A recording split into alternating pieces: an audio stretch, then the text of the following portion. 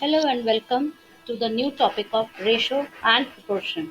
Here we will be covering these topics. What is ratio? Ratio is the comparison of measures or magnitudes of two or more quantities of the same kind. Here two things are very important, that two or more. That is ratio is it requires minimum of two quantities, like we cannot say one is the ratio. This does not make any sense. And second thing, those quantities should be of the same kind. It means same units. Both should be in kg or in centimeter or any unit, but the same units.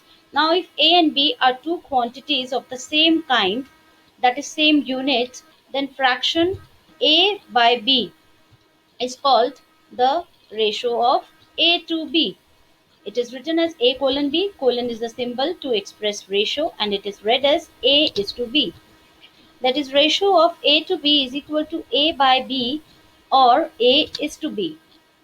Now when A is to B is the ratio, A and B both are called terms, where A is the first term or antecedent and B is called second term or consequent. So we can see some example here, like ratio of 9 kg to 16 kg is 9 is to 16, and in fraction it can be expressed as 9 by 16. Then ratio of 150 centimeter to 120 centimeter. It cannot even be 150 centimeter to 120 meter. No, that is also not allowed. Units should be same. So this is 150 by 120. We can simplify it by cancelling both the terms by 30 and we'll get 5 by 4. And we can express it in ratio as 5 is to 4. Now there are some key points. Both terms of ratio can be multiplied or divided by the same but non-zero number. For example, 4 is to 5 is a ratio. 4 and 5 are two terms. We can multiply both the terms by a constant 2 and we can get 8 is to 10. Similarly, 20 is to 30. We can divide both the terms by the same quantity, a constant 10, and we will get 2 is to 3. Now order of terms in ratio is very important. So 4 by 5 is not same as 5 is to 4. Ratio exists only between two quantities of the same kind, as we are saying it again and again. For example, weight of apples cannot be compared to the number of chocolates.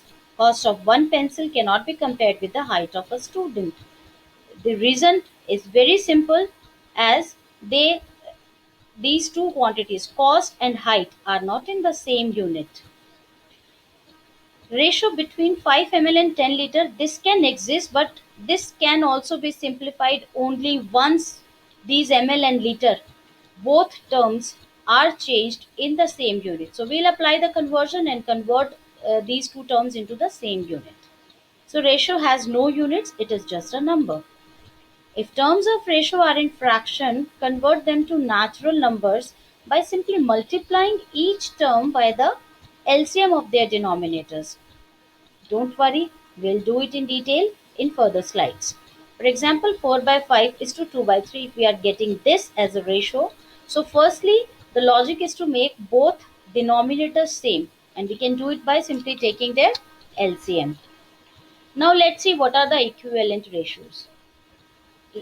Just in the last slide, we had done this first rule, as both terms of ratio can be multiplied or divided by the same but non-zero number.